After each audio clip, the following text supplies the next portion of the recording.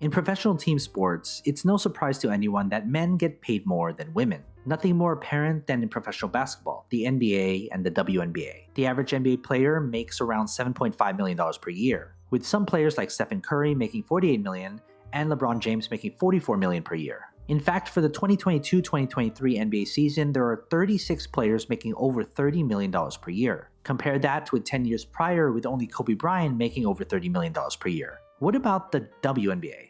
For the 2023 WNBA season, the highest paid player is Jewel Lloyd, who makes $234,000. In fact, only 14 players make $200,000 or more. The average WNBA player makes $120,000 per year. And if that's all you knew about the two leagues, you'd see how unequal and unfair this appears to be. For instance, Jericho Sims, who plays for the New York Knicks, averaged 2.2 points per game, a meaningless amount on an NBA team. Last season, he made $462,000, nearly double the most a WNBA player makes. Jonquil Jones, who averaged 19.4 points per game, is the reigning WNBA most valuable player. She's slated to make only $205,000 for this current season. The entire salary of the WNBA stands at about $16 million.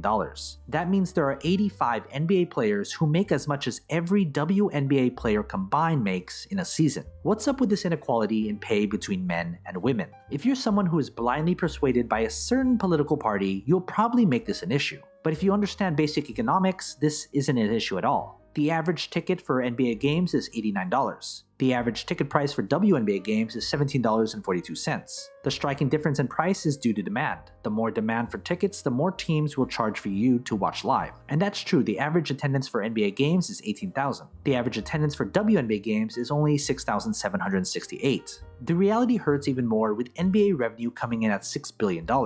While WNBA revenue comes in at $60 million.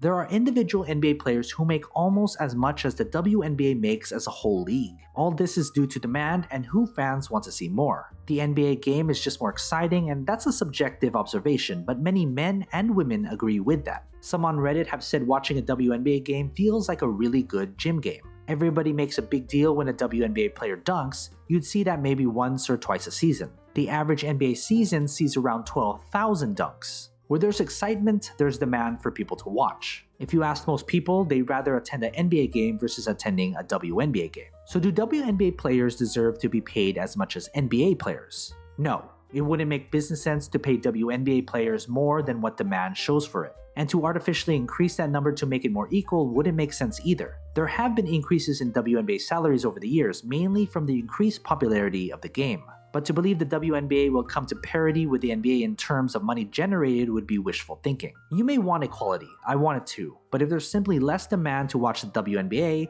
no artificial demand will make it sustainable. So what are your thoughts? Will the WNBA ever get paid as much as the men's game? Comment below. And as always, take care of your money.